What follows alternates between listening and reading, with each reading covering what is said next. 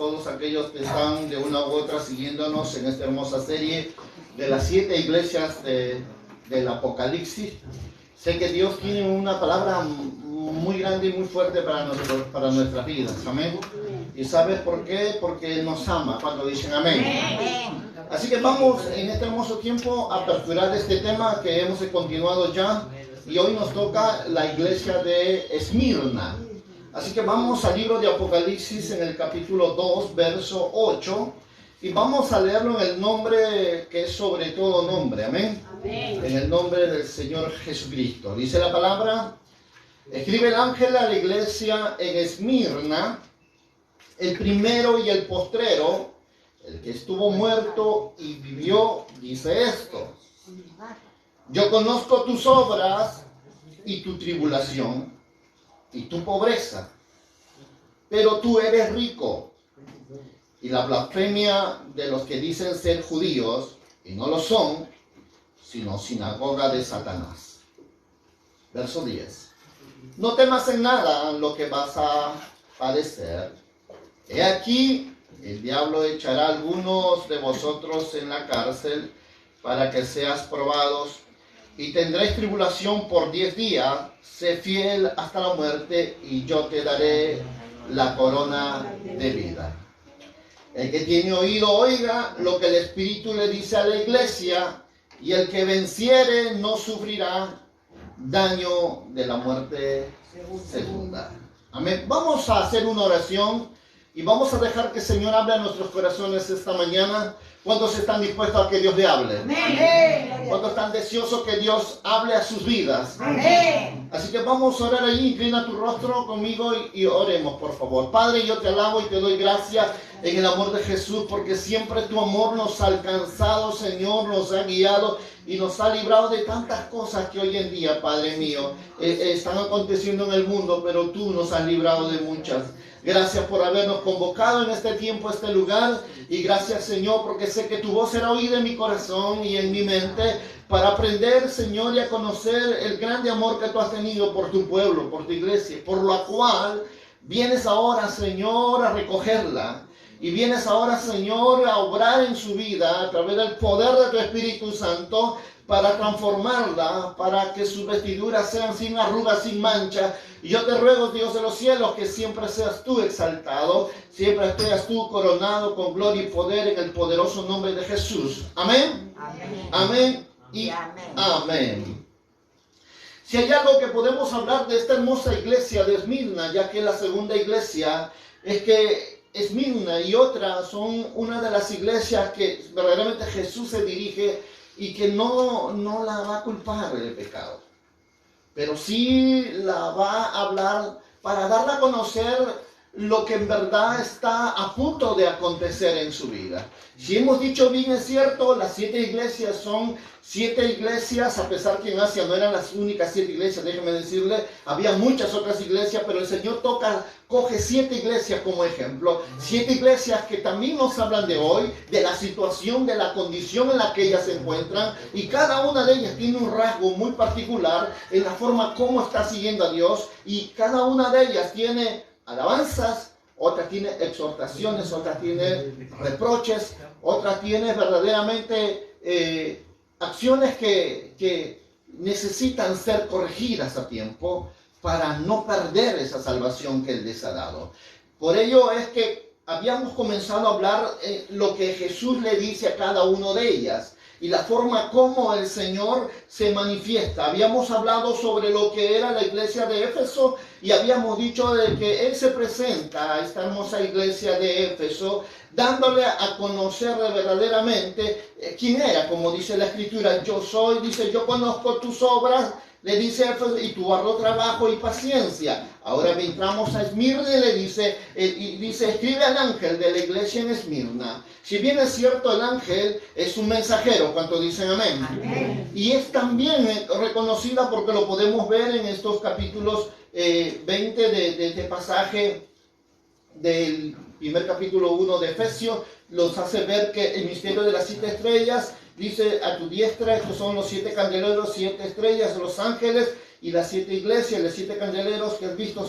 Esto nos habla de lo que es los ángeles, son mensajeros, pero nos habla de los ministros, de los pastores, de los que están llamados a dar el mensaje de las buenas nuevas. Amén. Así que cuando hablamos de ángeles, estamos hablando de ministros que tienen la responsabilidad de hablar, tienen la responsabilidad de anunciar las buenas nuevas del Señor, tienen la autoridad para exhortar al pueblo y estar listos y preparados para la venida de su Señor. Amén. Así que vamos nosotros mirando este pasaje y nos dice, hablando al ángel de la iglesia en Esmirna, el primero y el postrero, el que estuvo muerto y vivió, dice esto.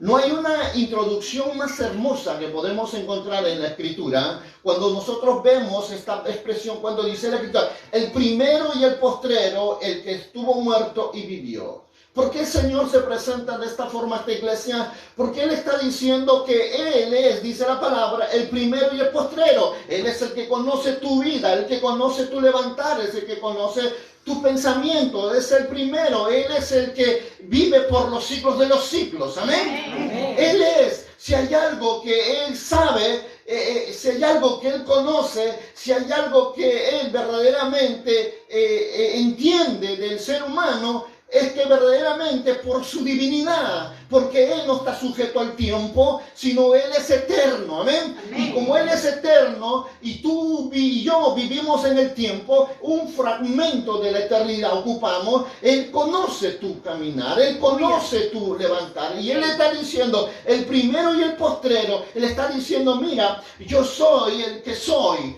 Yo soy el Dios de Abraham, el Dios de Isaac y el Dios de Jacob. Yo soy el que habla hoy contigo, iglesia. Amén. Él está diciendo en otras palabras, yo soy el que te está hablando hoy. Yo soy el que le hablé un inicio a Adán, le hablé a Abraham, le hablé a Jacob, le hablé a Noé. Y yo hoy quiero hablar contigo. ¿Cuánto dice gloria a Dios por eso? Por eso, aleluya. Lo primero que Dios quiere que tú entiendas, que el que va a hablar contigo y que el que habló a Esmirna no es cualquiera. Él es el primero y el postrero. ¿Les conocí esa palabra? Él es el alfa y el omega. Él es el principio y el fin. Él conoce, sabe, Él tiene preparado algo muy especial para aquellos que perseveran hasta el final. Alguien que verdaderamente entiende eso, está entendiendo las recompensas que cada uno de nosotros tendremos si estamos conscientes de que ese Dios te está diciendo, yo soy el primer postero, el que estuvo muerto y vivió, dice esto. Si ustedes miran esa palabra, el que estuvo muerto y vivió, te dice, yo tengo el poder de la muerte. Yo tengo el poder del Hades. Y nada ni nadie puede traspasar mi autoridad. Aleluya. Te está hablando alguien que estuvo muerto, vivió, alguien que entregó su vida por ti, alguien que tomó tu lugar en la cruz, alguien que se hizo maldito para que tú seas bendecido. Está hablándote hoy, en esta mañana, un Dios que te está diciendo claramente que no es un Dios que verdaderamente, como los muchos que otros hombres adoraron, los budistas, los muchos otros religiones que existen en el mundo, sino te está hablando un Dios que vive por los siglos de los siglos. Te está diciendo que aquel que estuvo muerto y vivió, dice esto, te dice que hay una mejor vida después de esta vida. Aleluya.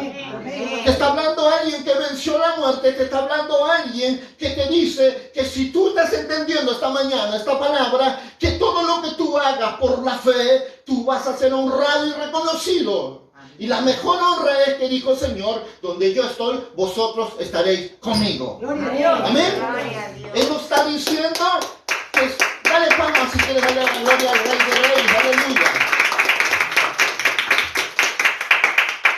Esto es lo más importante, que lo primero que apertura para esta iglesia de Esmirna es darle a conocer lo que Él es. Y le da a conocer lo que Él hizo por ella. Le da a conocer lo que verdaderamente Él hará con aquellos que han creído a Él. Por eso le dice, el que estuvo muerto y vivió. Una de las mejores presentaciones que he podido ver aquí de consuelo a esta iglesia es la forma como verdaderamente Jesús viene a hablarle a esta iglesia. Como te viene hablando a ti de repente porque estás pasando circunstancias, adversidades, pero Dios te dice, yo soy el que estuvo muerto y vivió. Te está diciendo que hay algo que ha vencido la muerte, algo que ha vencido las dificultades, y ese es el Cristo que tú crees, y es el Cristo que ha vencido, y es el Cristo que está sentado en los lugares celestiales conjuntamente con el Padre y el Espíritu Santo. Ese es el Cristo que un día va a venir a buscarte, es el Cristo que un día va a venir a pedir, va a pedir todo cuentas a los hombres, a los que creyeron y a los que no creyeron, a los que ignoraron, a los que despreciaron, a los que tomaron en poco su casa, a los que fueron irreverentes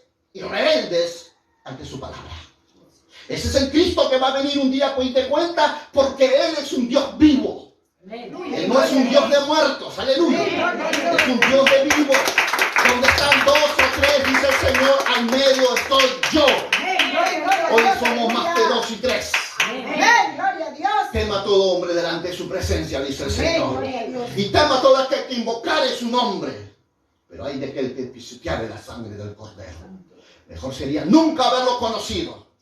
Por eso la palabra empieza mostrándonos que verdaderamente el que está hablándole es alguien que verdaderamente hizo algo mucho más grande de lo que de repente tú todavía no has hecho. Dar tu vida por amor al prójimo. Porque eso es lo que dice la palabra. Cuando tú lees San Juan 3:16, dice, de tal manera Dios amó al mundo que envía a su Hijo unigénito. ¿Sabes cuál fue la vida de este unigénito? ¿Sabes cuál fue el propósito de la vida de este hombre? Tomar tu lugar, llevarse tu pecado, pagar el precio de la paz sobre él y descender al infierno para que tú subas al cielo.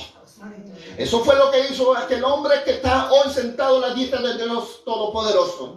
Ese es el Dios a quien tú hoy estás escuchando, porque no es palabra de hombre lo que te hablo, es palabra de Dios. Amén. Y es lo que quiero que entiendas en esta mañana. Por eso lo primero que le dice Mirna, estuvo muerto y vivió, te dice esto. No te está hablando cualquier hombre. Te está hablando aquel que venció la muerte. Te está hablando aquel que vive por la eternidad. Te está hablando aquel que guió a los patriarcas, dirigió a muchos hombres hoy a la eternidad. Es el mismo que un día va a venir a llevar tu vida, a estar al lado de él en su presencia. Estamos hablando de aquel hombre que le está diciendo a esta iglesia de Esmirna, yo estuve muerto y vivió, te dice esto. Yo conozco tus obras. Yo conozco tus pensamientos. Yo conozco tus conductas. Yo conozco tu forma como tú te relacionas con los demás. Yo te conozco. A mí nadie me puede engañar, dice el Señor, porque todo saldrá a la luz. Gloria a Dios. Yo te conozco, te dice el Señor. Está hablando de alguien omnisciente, alguien omnipresente, alguien omnipotente. Le está hablando hoy a este pueblo. Le está diciendo, yo te conozco. Sé cómo vives, cómo piensas. Sé cómo honras mi vida y cómo me deshonras. Yo te conozco. Que no eres ni frío ni caliente, por cuanto eres tibio. Le dice Dios a una iglesia más adelante. Te voy a vomitar de mi boca. ¿Y por qué le va a decir eso? Porque fue una iglesia irreverente, irrespetuosa, fue una iglesia que no honró a Dios, una iglesia que vivió en pecado, no reconoció la santidad, menos la justicia, menos la verdad, tomó en poco el consejo de Dios, que es la palabra del Señor, y despreció la santidad. Y no reconoció que Cristo era su Señor y Salvador. Por eso la palabra dice, yo te conozco. Yo conozco tus obras, que no son justas, sino son malas, porque el pecado hay en tus manos. Pecados de mentira, de engaño, de iniquidad, de perversidad. Porque lo primero que dice la Escritura, yo conozco tus obras, y tu tribulación y tu pobreza. Cuando vas al libro de los Salmos 139, del 1 al 4, ayúdame allí, hijo, por favor. Lo primero que el Señor te va a decir es esta palabra para que tú estés muy presente, que el que le está hablando a esta iglesia de Esmirna es el mismo y yo soy. Salmos 139 del 1 al 4. Salmo 139 del 1 al 4. Dice la escritura: oh Jehová, tú me has examinado y ¿qué? Conocido. Tú me has conocido. ¿Habrá alguien que se esconda delante de su presencia? ¿Habrá alguien que diga: oh Señor, tú no viste mis obras, tú no conociste mis pensamientos? No te dejes engañar por el diablo, iglesia. No hay nada que esté oculto delante de su presencia. El verso 2 que dice: tú has conocido mi sentarme y mi levantarme, y has entendido desde lejos mis pensamientos.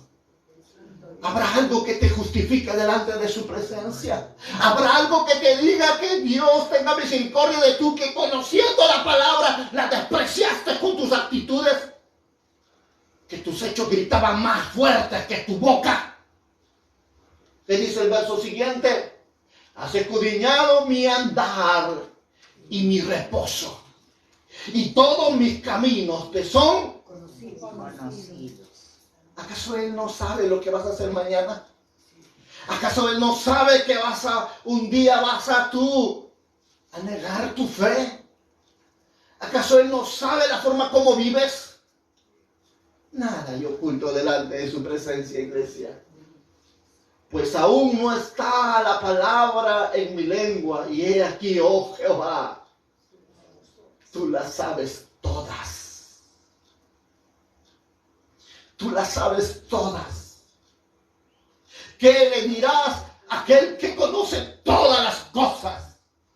¿Qué le dirás? Que no tenías tiempo para orar, no tenías tiempo para leer la palabra. ¿Qué le dirás? Que tu marido, que tus hijos no te dejaban ir a la iglesia, que tu trabajo, que tu casa, que tu carro serán excusas para aquel que todo lo sabe. ¿Qué dirás? ¿Qué excusa pondrás delante de Él que no podías vivir en santidad porque el mundo era muy tentador, cuando Dios dice que Dios no tenía espíritu de cobardía, sino espíritu de poder, de amor y dominio propio? ¿Qué le dirás a aquel que conoce todos tus caminos, tus pensamientos? Aun cuando la palabra no llegó a tu boca, Él ya lo había oído. ¿Qué le dirás? ¿Que eres muy joven para servirle a Dios? Timoteo era un muchacho de 16 años y ya estaba dirigiendo una iglesia en Asia. ¿Qué le dirás? Estamos hablando de un Dios que le está diciendo al pueblo: yo te conozco.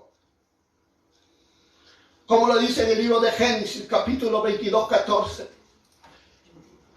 Cuando Abraham tiene que sacrificar a su hijo, y llega el momento donde el ángel desciende, el mensajero viene y dice: Abraham, yo conozco que temes a Jehová, pero no le hagas daño al niño. Ahí a tu derecha hay una zarza, y ahí hay una cabra que está listo para ser sacrificado en vez de tu hijo. Entonces dice la palabra: y llamó a Abraham el nombre de aquel lugar Jehová proveerá.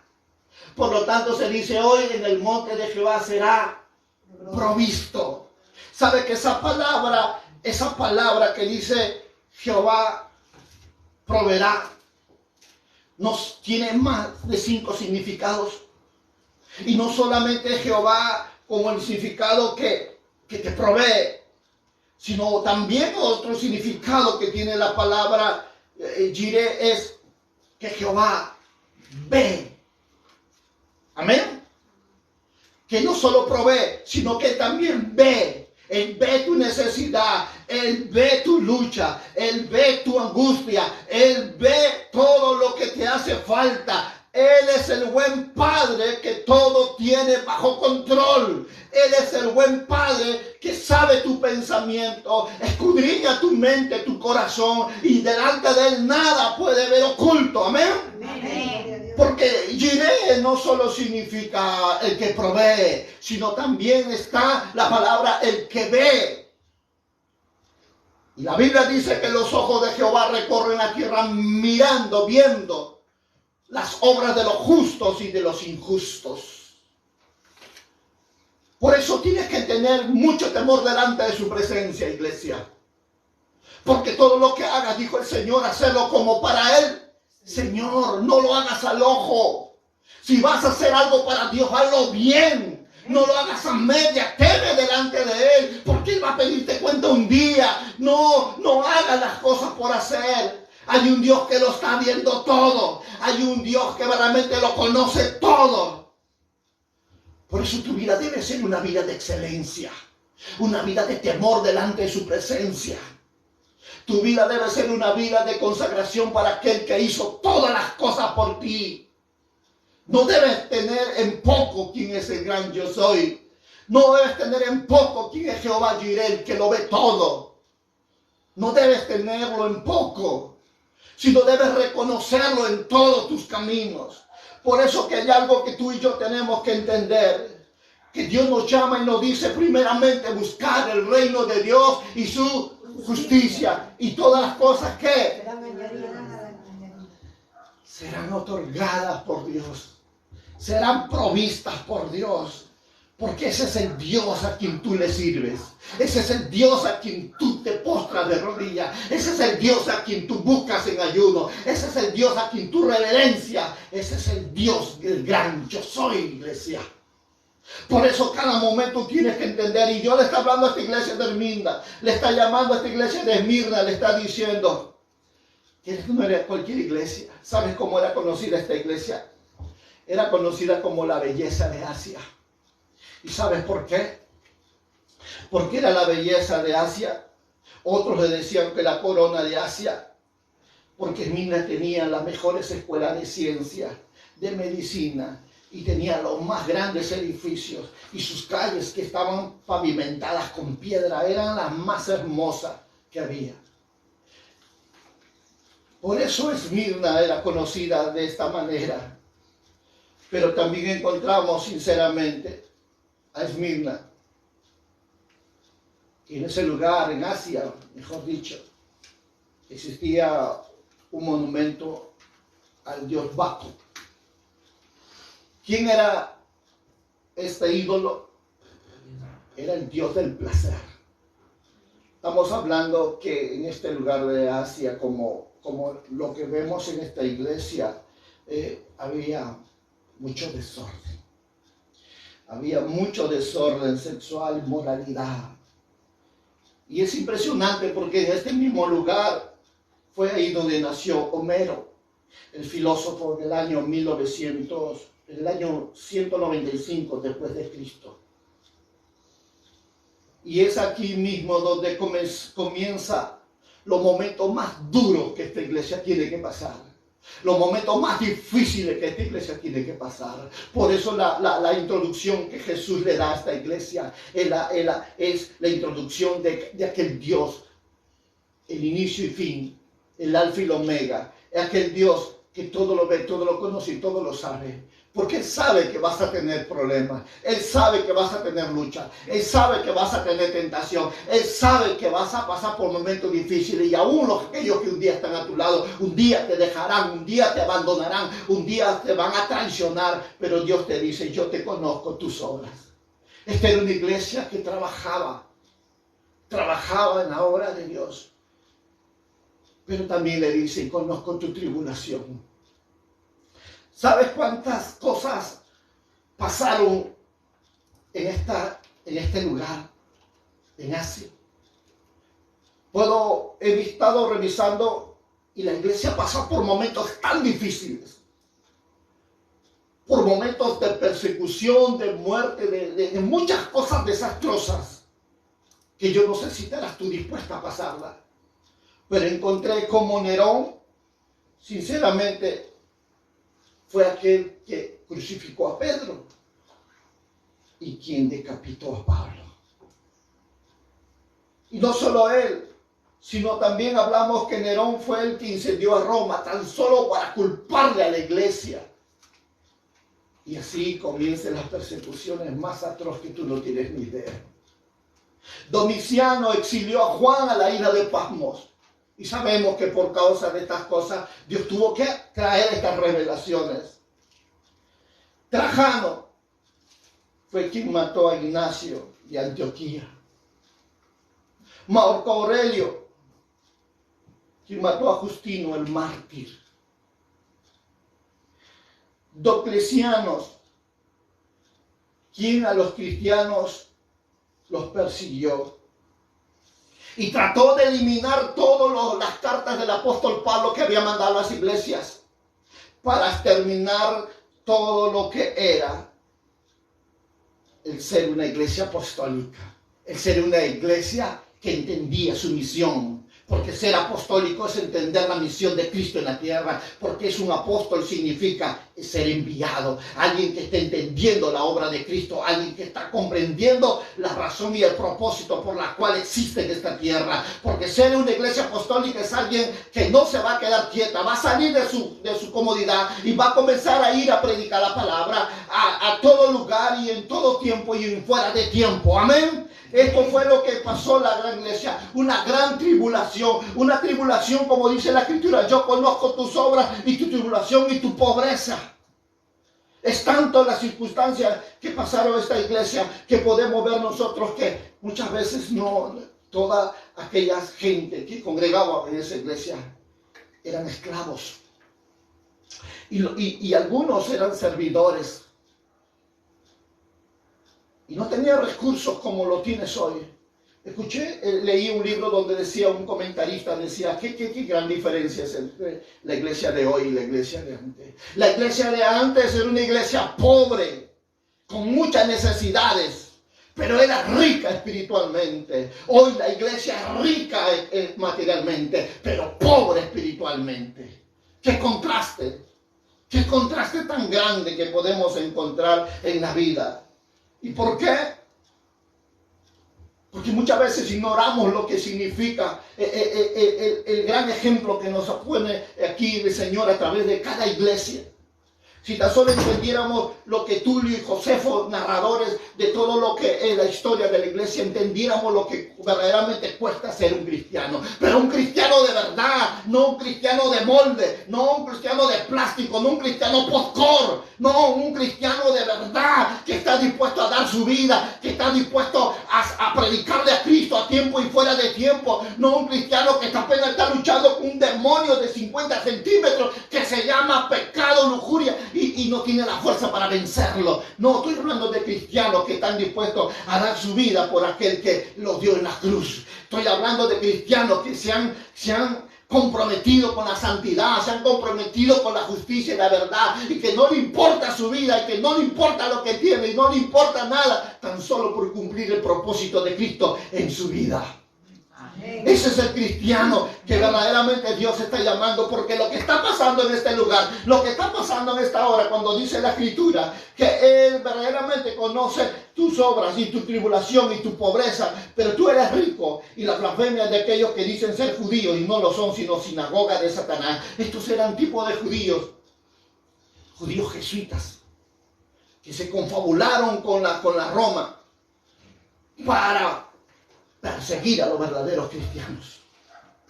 Judíos, no como dice Pablo, no en Corintios, no judíos los de corazón, en el espíritu. No, esos judíos eran de la carne. Por eso la Biblia le dice, tú eres rico, y la blasfemia de los que dicen ser judíos, y no lo son, sino sinagoga de Satanás. ¿Qué es lo que está pasando aquí? Cuando decimos que es una sinagoga de Satanás, cuando tú ignoras los principios de la palabra, cuando tú ignoras las normas, las reglas, la doctrina, la sana doctrina de Cristo, tú te vuelves una sinagoga de Satanás. Si bien es cierto, Dios nos dice que somos templos del Dios viviente, pero el negar la palabra con tu vida, el negar la palabra en la forma de vivir, te hace ser una sinagoga de Satanás, un lugar de mentira, de engaño, de pecado, de inmundicia. Te vuelves un despreciador de la sana doctrina. Y eso es lo que el Señor le está diciendo. Estos hombres judíos que no lo son, sino sinagoga de Satanás. ¿Por qué? Porque en ella había mentira, engaño, distorsionaban los principios de la palabra que Pablo había puesto sobre esta iglesia y trataban de ellos hacer lo que ellos querían, de tratar de complacer y permitir el pecado. Pero es algo que tú y yo no debemos permitir, por lo cual Dios nos deja ejemplo a través de la iglesia de Esmirna, el cuidado que tenemos que tener de estudiar la palabra de Dios como la iglesia de Berea. Tenemos que ser esa iglesia que escudriña todo y lo retiene lo bueno y lo malo lo desecha. Tenemos que ser una iglesia de poder, de autoridad, una iglesia que domine palabra, que entienda los principios, para que ni el diablo, ni los demonios, ni ningún hombre que esté endemoniado nos venga a hacer equivocar, que ellos creen que tienen la razón. ¿Saben por qué nacieron esa iglesia Dios Madre? Porque hombres que tienen la mente cauterizada, que no escudriñan las palabras, se dejaron seducir por estos mentirosos. Por eso tú y yo tenemos que entender que sin palabras tú y yo no somos nada. No somos nada. No te dejes engañar. Escrito está: escudriñar las escrituras como mirando que en ellas tenéis la vida eterna. ¿Qué es la vida eterna para ti? ¿Qué es la vida eterna? La vida eterna, Jesús le dijo, es esta: que te conozcan a ti, Padre, quien tú me enviaste. En eso conoce la vida eterna. Cuando tú tienes la palabra, cuando tú atesoras la palabra, tú tienes la visitación del Padre, del Hijo y del Espíritu Santo. Pero si tú no tienes la palabra morando con tú no eres nada. Eres un venturado, miserable, pobre. Y eso tenemos que entenderlo todos aquí. Que si no tenemos la palabra atesorada, tú no vales nada. Porque tú no eres por lo que haces, tú eres por lo que Cristo hizo por ti. Y eso es una verdad. Porque antes que vengas a Cristo tú no eras nada. Él te dio todo. Él permitió su gracia, de su amor y su bendición para llevarte a ser lo que tú eres hoy y para tener lo que tú tienes hoy. Y hoy, sin embargo, no quieres reconocer a aquel que hizo todas las cosas en tu vida. Y que aún hiciste oraciones simples y Él te contestó. Y a veces olvidamos de quién es Él. Olvidamos quién es Él. Por eso Jesús le está diciendo a esta iglesia: tú eres rico, pero la blasfemia de los que dicen ser judíos y no lo son. La blasfemia. ¿Qué es una blasfemia? Es ignorar la verdad de Dios y a creer su mentira del diablo. ¿Qué mentira, pastor? La mentira de creer que tú tienes razón y Dios no tiene razón. Esa es una blasfemia. De creer que tú tienes derecho y Dios no. Esa es una blasfemia. De creer que tú tienes toda la razón y la Biblia no la tiene. Por eso te justificas a ti mismo. Por eso te dices, ay, Dios, que Dios es bueno. Una mentirita blanca, sí. Mentirita blanca, esos son los que están en el infierno. Los mentirosos, los adúlteros, los ladrones, los borrachos, los fornicarios. Esos son los que están porque se creyeron, porque Dios es amor, cree que le va a pasar por agua tibia. Déjame decirle que su palabra no miente. Su palabra es verdad. Por eso Dios le está hablando a esta gente de blasfemia de los que dicen ser judíos, blasfemia de los que dicen ser los que aman a Dios, blasfemia de los que dicen que ser verdaderamente iglesia de Jesucristo, pero no lo son, sino son sinagoga de Satanás. Hay mentira, porque un verdadero cristiano, la luz de justicia irradia en su corazón. La paz es la señal de su cristiandad. Pero el contencioso, el pleitioso, el chismoso, el iracundo, el rebelde, eso no, iglesia. Eso no son iglesias de Jesucristo, no te engañes. 7 cosas aborrece Jehová, pero la 7ª abomina su alma. ¿Y sabes cuál es? El que hace rencilla entre sus hermanos, el que pelea, el que pleitea, el que contienda. Ese abomina el alma del Señor, dice. Yo no sé cómo estás viviendo. Yo no sé si no has llegado a entender que con quien tú peleas también tiene a Cristo en su corazón. A quien tú insultas tiene a Cristo en su corazón. A quien tú ofendes tiene a Cristo en su corazón. Y sabes, no he visto un ejército que mate más a sus soldados que la iglesia. Con sus críticas, sus murmuraciones, con su chisme. Y se dicen ser iglesia. Pero déjame decirte que la verdadera iglesia del Señor no mata a sus soldados, sino las levanta, las restaura y las vuelve al campo de batalla. pastor, ¿cómo es posible que eso pase? Claro, tu ignorancia te hace creer que tú puedes hablar, murmurar, criticar, chismosear de los demás. Y olvida que Dios dice en Proverbios que 6 cosas aborrece y la séptima abomina su alma. ¿Y sabes qué es lo que Dios dice? Pero aquí encontramos a este tipo de hombres, judíos, que dicen ser judíos, pero dice la palabra, pero no lo son, sino sinagoga de Satanás. Qué dura es esta palabra, ¿sabes por qué? Porque ignoramos lo que verdaderamente es ser un cristiano verdadero. Porque cuando vas al libro de Hebreos 11:36 encuentras una lista impetuosa de hombres de verdad, verdaderos cristianos, hombres que callaron boca de león, apagaron fuego impetuoso, fueron escondidos por cuevas, caminaron por desiertos, pero Dios les dio la gloria, aleluya. Dios les dio la victoria en sus vidas. Cristianos de verdad, cristianos que superaron las adversidades, las dificultades por la fe. Este es un cristiano de verdad, un cristiano que llama las cosas que no son como si fuera, no aquellos que están diciéndole, ay, ¿dónde está, Señor? Si no me contesta, me voy de la iglesia. Vete, pues, para que el diablo te zarandee, vete, porque sin mí, dijo el Señor, nada podéis hacer. Bendito sea el nombre del Señor.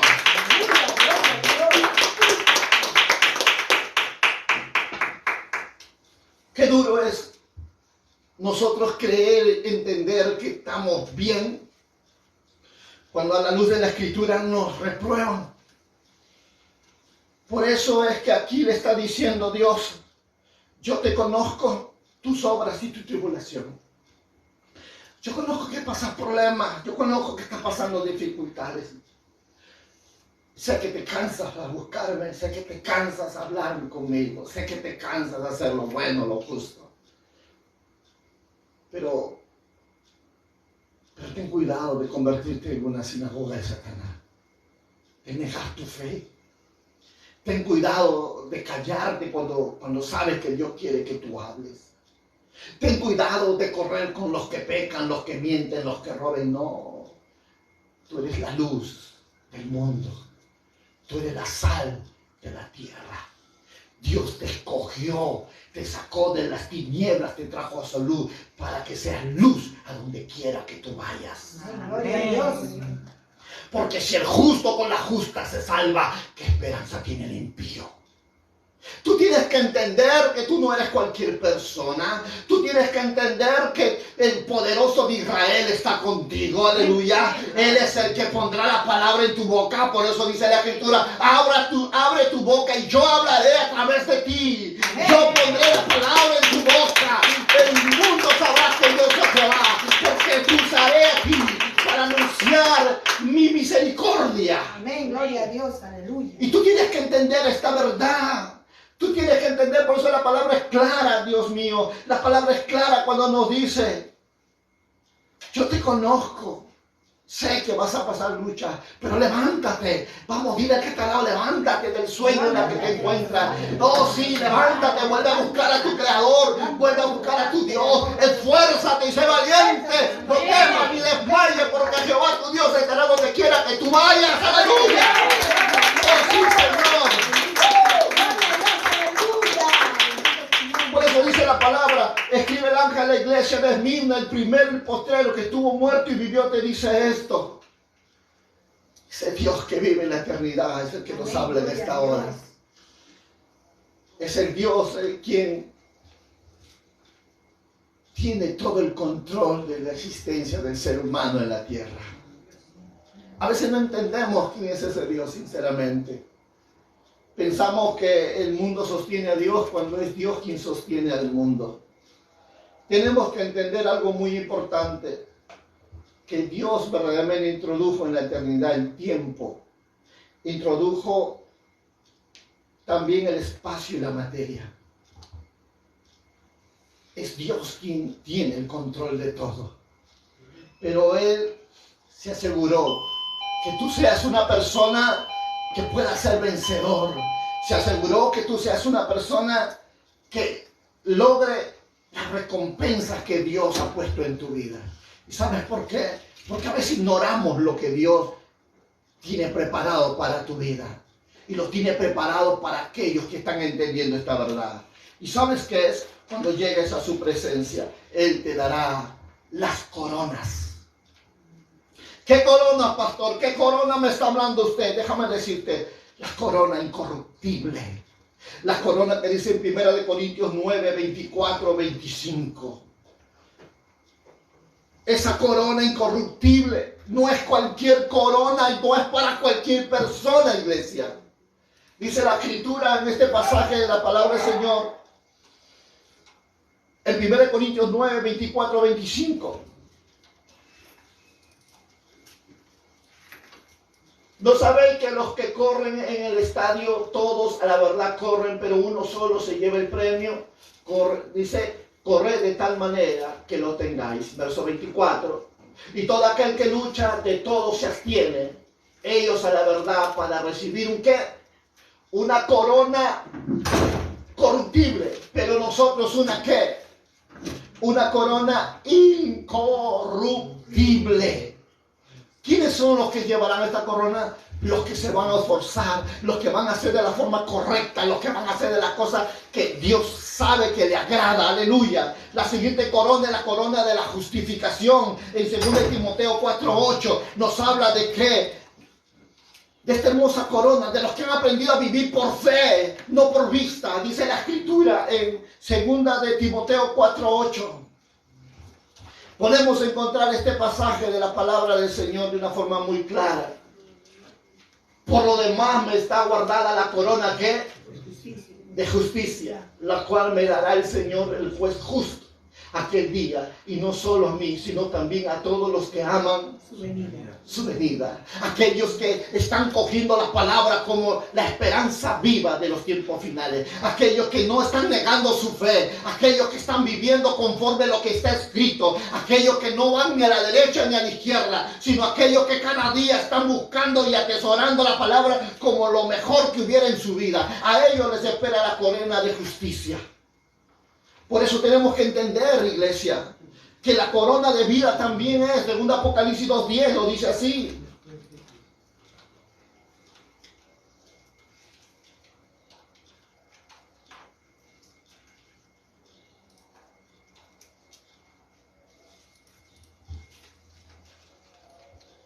Creo que no es este verso, a ver. Sí, está bien. Hasta, dice, la tribulación por 10 días, sé fiel hasta la muerte y yo te daré ¿qué? La corona de la vida. ¿Qué coronas más? Corona de gloria, 1 de Pedro 5:4. ¿Qué corona más? Corona de regocijo, 1 de Tesalonicenses 2:19. ¿Qué es lo que Dios nos está hablando en esta hora, iglesia? Que el tiempo se está acabando. Que el tiempo está llegando. Algunos, qué pena, algunos ni siquiera entienden los tiempos. Porque desconocen que ese Dios es eterno, que ese Dios todo lo sabe, todo lo conoce. Porque estamos viviendo en el tiempo de la iglesia, ¿verdad? En la iglesia. Pero de ahí vienen 7 años de tribulación. De ahí viene la venida de Cristo. De ahí viene el milenio, la vacación de los cristianos. De ahí viene el milenio donde Satanás será sacado de su prisión y va a organizar la última rebelión. De ahí viene el juicio del trono blanco, Apocalipsis 20, 11 al 15. Y en este milenio habrá muerte y pecado. La muerte como consecuencia de la rebeldía de su creación, como dice en Apocalipsis 22. Y vamos a ver nosotros la nueva Jerusalén, la que viene a posar encima de la Jerusalén física, y donde todos los que han creído en Cristo, todos los que han amado a Cristo vendrán a morar en ese lugar. Esto es lo que la Escritura nos dice. Por eso dice la palabra, yo conozco tus obras, yo conozco tu tribulación. Yo lo conozco, dice el Señor. Yo conozco las cosas que estás pasando. Pero tenemos que reconocer algo muy importante. Y le va a decir acá en el verso 10. No temas en nada lo que vas a pasar, lo que vas a padecer. He aquí el diablo echará a alguno de vosotros en la cárcel. ¿Para qué? Para que seas probado. Y tendréis tribulación. ¿Por quién? Por 10 días. ¿Sabes? Esa parte de la Escritura nos narran muchos historiadores lo que verdaderamente pasó a esta iglesia. Aquel hombre que verdaderamente su vida dio por Cristo. Esta es la historia de Policarpo en Esmirna. Se dice que esto fue uno de los obispos que había dentro de ella y que fue un mártir famoso que fue reconocido mucho en Esmirna. ¿Y por qué? Porque fue Policarpo revelado a través de sueño de que él tenía que morir quemado. Y él despertando le dijo a todos sus feligreses: moriré quemado. Dice la Escritura, llegó el tiempo en que llegó a esta ciudad el César y mandaba a todos los que estaban al lado suyo que lo adoren. Policarpo estaba allí presente y mientras que la gente se postraba adorándole a César, Policarpo no se arrodilló. Sorprendido César por la actitud de este hombre, mandó a un centurión decirle: dile a ese hombre que se postre ante el César. Y le dijo, mandó a decir: dile a César que al único a quien yo me postraré será a mi verdadero Señor Jesucristo. Y le dijo: si tú no te postras, yo te mataré.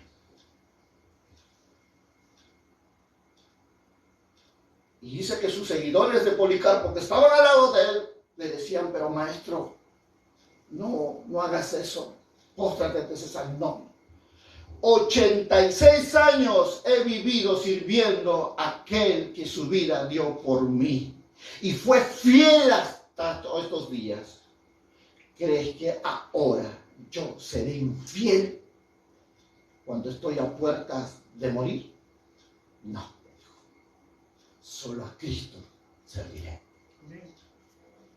Dice que eso enardeció tanto a César, que agarraron a Policarpo, juntaron leña y lo colgaron de un palo y lo prendieron. Dice los historiadores, ni el fuego pudo tocarlo a Policarpo. Al ver los soldados que el fuego no lo dañaba a Policarpo, lo atravesaron con una lanza en el corazón. Dice que su pecho se hinchó tanto que se abrió, que una paloma salió dentro de ella. Y la sangre que botó fue tanta que el fuego lo apagó. Ese es el hombre conocido como Policarpo, que cuando estaba a punto de ser muerto, una voz del cielo dijo: Policarpo, sé hombre, le dijo. Fue suficiente para entregar su vida por Jesús. Así como él, hay otros que han dado su vida por Cristo. Una niña de 15 años miraba la forma como torturaban a un cristiano. Habían amarrado ante un toro sus pies de este hombre encima del toro, y en eso con un hierro caliente hincaron los testículos del toro, y el toro salvajemente saltaba estirando sus piernas y desgarrándole de entre piernas a este cristiano, y le decían afuera: levanta tu mano y di, renuncia a ese cristiano y te espera esta silla y este café caliente. Una niña de 15 años que miraba la escena, el espectáculo, levantó su voz y le dijo: cobarde. Por un momento de tranquilidad y un té caliente, negarás a Cristo que dio su vida por ti. Dice, cuando vieron quién había sido la que había hablado, fueron y lo apresaron. La llevaron al centro de la plaza de Roma y cogieron un palo con punta, era una estaca, y la atravesaron desde su vientre y por su boca salió. Y la clavaron en el centro de la plaza de Roma para decirle a esos cristianos el destino que les esperaba si no renunciaban a Cristo. Y no fueron los únicos que dieron su vida, porque otros fueron llevados por caballos, amarrados de pies y manos y arrastrados por toda la escalera de Roma, y cada peldaño que iba pasando iba deshaciendo su cabeza, su cerebro, y se desparramaba por toda la escalera. Esto era lo que pasaba. Otros fueron revestidos con un chaleco de cera y prendidos allí por las calles. Otros serán echados en fuentes de aceite hirviendo. Otros serán despellejados. Pero ninguno negó a Cristo. Ninguno renunció a Cristo. Ellos murieron como mártires. Ellos dieron su vida por Cristo. Policarpo dio su vida por Cristo. Y la historia dice que en los circos romanos entraban hombres y mujeres, niños, familias completas. Entraban al círculo romano, se abrazaban y cantaban y adoraban a Dios con todo su corazón, mientras que las fieras iban devorando las vidas de sus niños pequeños. Y el que seguía. Y venían las fieras y le arrancaban un brazo, una pierna, hasta el punto que terminaban con toda esa familia. Ese era el verdadero evangelio de Cristo. Eran los verdaderos cristianos que estaban dispuestos a dar su vida por Cristo. Pregunto yo, ¿tú darás tu vida por Cristo? ¿Tú estás dispuesto a morir por aquel que te insulta, que ofende, aquel que te maltrata, aquel que te trata mal? Si apenas no te contesta, ya te quieres ir de la iglesia. Apenas Dios no te responde, ya te quieres ir de la iglesia. Apenas un problema, chico, que tienes, ya quieres irte a otro lugar. La Biblia dice que los cobardes no tienen parte ni suerte en este asunto. Y no son ellos los que van a entrar al reino de los cielos, porque ahí tampoco tienen parte ni suerte. Por eso la palabra nos habla cuando dice: no temas en nada lo que vas a padecer. He aquí el diablo echará a alguno de vosotros en la cárcel para que seas probado y tendréis tribulación por 10 días. Sé fiel hasta la muerte y yo te daré la corona de vida. Dios tiene preparado una corona, iglesia. Dios tiene preparado una corona donde no habrá muerte, donde no habrá dolor, no habrá sufrimiento, no habrá trabajo, no habrá afán, iglesia. Es un lugar y es algo que Dios te da para que tú vivas para siempre. Amén. Dios está preparando algo mejor de lo que todavía no has visto. Y Dios te dice hoy: yo conozco tu vida, conozco tu pensar, conozco, dice la palabra. Por eso tenemos que nosotros reconocer algo muy importante. Es el más grande desafío que Dios va a hacer hoy en esta hora en tu vida. Y te va a desafiar a que tú perseveres, que no temas. Por eso la palabra dice: no temas en nada de lo que vas a padecer. No temas, porque el hombre puede matar tu cuerpo, pero no puede matar tu espíritu. Aleluya. No temas. No temas, aunque tu padre, tu madre te abandone, Jehová con todo te recogerá. No temas, es lo primero que le dice Dios a tu iglesia: no temas en nada. Que los enemigos serán los de tu propia casa, tu marido, tu mujer, tus hijos, aún el que está al lado, sentado al lado tuyo. Dios, el diablo usará para hacerte la vida un infierno, pero Dios te dice: no temas. No temas de lo que vas a pasar. No temas. No temas. Aún el diablo mismo se va a levantar. Vendrán personas endemoniadas tratando de hacerte la vida imposible. Pero Dios te dice: no temas. Someteo bajo la poderosa mano del Señor y Él te exaltará a su tiempo. ¿Cuántos creen esa palabra? No temas. El diablo va a hacer muchas cosas contra ti. Va a querer llevarte a cárceles de oscuridad. Te va a querer llevar a cárceles de desánimo. Te va a querer llevar a prisiones de desgano. Él va a querer traerte, detenerte lo que Dios en un inicio puso en tu corazón. De amar, servirlo, de honrarlo, de caminar en santidad. Dios va a querer que tú no hagas nada de eso. Va a querer que seas prisionero ahí, en tu forma de vivir y en tu creer. Pero Dios te dice: no temas. No temas nada de lo que vas a padecer. No temas. Así como muchos hombres han dado su vida por Cristo, pero Dios les tuvo preparado la corona de vida. Aleluya. Y esta es la más grande recompensa. Este es el más grande desafío que Dios le está diciendo a la iglesia hoy. No temas. Yo estoy contigo. Amén, gloria a Dios. Yo estoy contigo. Mi galardón es grande para ti. Mi galardón es muy grande. No importa cuánto tengas que padecer, porque dice la palabra: no hay nada de lo que hayas perdido o dado a Cristo que no te lo devuelva al 100%. Aleluya. Amén. Él es el Dios que todo lo ve, todo lo sabe, todo lo conoce. Él es el Dios que todo lo sabe. Por eso dice el verso 11. Mira lo que dice el verso 11. El que tiene oído, oiga lo que el Espíritu le dice a quién. Dile que está al lado tuyo, Dios te está hablando a ti, no te hagas el loco, dile. Y Dios le está diciendo a todos los que están en las redes sociales, el que tenga oído, oiga lo que el Espíritu te dice a ti, tú eres la iglesia. El que venciere no sufrirá daño de la segunda muerte. El que venciere. Déjame decirte que Dios no te dio espíritu de cobardía. No importa. No importa si los demás no quieren hacer lo bueno, lo justo, lo recto. Hazlo tú, iglesia. Hazlo tú. No importa si los demás no quieren orar. Hazlo tú. No importa si los demás no quieren. Hazlo tú. ¿Sabes por qué? Porque verdaderamente es el Señor, el Espíritu de Dios que te está diciendo, hazlo. Hazlo.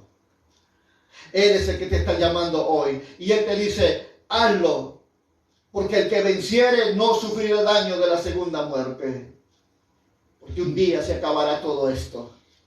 Un día terminará todo lo que hay en este mundo. Pero lo que viene después de ella no se compara con nada de lo que existe en este lugar. Y Dios te dice, quiero que seas verdaderamente un vencedor. Quiero que seas un vencedor. No sufrirá daño alguno de la segunda muerte. Porque Dios sabe guardar a sus escogidos. ¿Cuánto dicen amén? Amén. Dios sabe salvar a sus hijos. Y Dios nos habla en esta hora para enseñarnos a comprender verdaderamente que Dios es tan poderoso de salvarnos del lago de fuego y de azufre que está preparado, que esta es la muerte segunda, como dice el capítulo 20, verso 14. ¿Y quiénes son los que van a ir a esa muerte segunda? Son los que, habiendo escuchado la palabra y no lo hicieron, fueron ellos los que van a ir a ese lugar que Dios nunca preparó para ellos. Lo hizo para el diablo y Satanás y todos aquellos que se rebelaron contra Dios. Pero lamentablemente, hombres que habiendo tenido la oportunidad de escuchar el mensaje de Cristo, la esperanza eterna y la gracia de Dios de poder ser salvos, no quisieron vivir por ella. A veces unos dicen, bueno, ya recibí a Cristo suficiente, yo ya soy salvo. No, Jesús lo dijo, por sus frutos lo conoceréis. Por sus frutos viviréis. Tenemos que reconocer que sinceramente Cristo mismo nos está llamando a que nosotros vivamos con esta esperanza viva. Vivamos con esta esperanza de que si vencimos no vamos a sufrir la segunda muerte. No va a haber consecuencias, no va a haber nada. Vamos de frente a su presencia. ¿Cuánto dicen gloria a Dios? Gloria a Dios. Yo quiero terminar esta verdad haciendo esta oración, iglesia, porque es importante que nosotros ahora más que nunca nos volvamos a entrar a comunión con Él, nos volvamos a las primeras obras, nos volvamos a establecer su propósito de Él en nuestra vida, porque sin Dios nada podemos hacer. Ponte de pie allí donde estás. Padre, te damos gracias por esta palabra, pero sabemos, Señor, que porque nos amas nos exhortas. Porque nos ama, Señor, hoy tu palabra suena, Señor, como un Dios que ama a sus hijos, ama a su pueblo. Y yo te ruego en el nombre de Jesucristo, Dios de los cielos, que seas tú guiándonos, que seas tú estableciendo tu propósito, voluntad, que seas tú, Señor, obrando conforme tu verdad. Señor, establece y fortalece a tu pueblo, a tu iglesia. Señor, yo sé que tú nunca nos defraudarás. Tú siempre estarás, Señor. Danos el denuedo, danos, Señor, el poder establecer cosas diferentes. Podamos, Señor, ahora más que nunca. Si antes nos guardábamos en santidad, ahora en estos tiempos malos, con mayor razón, Señor. Nosotros aún más serviremos, papá. Aún más buscaremos tu rostro, buscaremos tu presencia. Y nosotros declaramos, Señor, que sin ti nada somos. Te pedimos, Señor, que tú siempre seas propicio en nuestra vida, que tu voz siempre sea sonando en nuestros corazones, papá, y sea tu gracia y tu amor revistiéndonos bajo la cobertura de tu Espíritu Santo, obrando en nuestro interior. Y te damos gracias, Señor. Bendecimos este pueblo, bendecimos esta iglesia, bendecimos a todo aquel que está escuchando este mensaje y declaramos, Señor, que dirá el débil, fuerte soy en Cristo Jesús. Gracias te damos, poderoso Dios. Amén. Amén y amén. Dale fuerte palma al Señor. Dios te bendiga.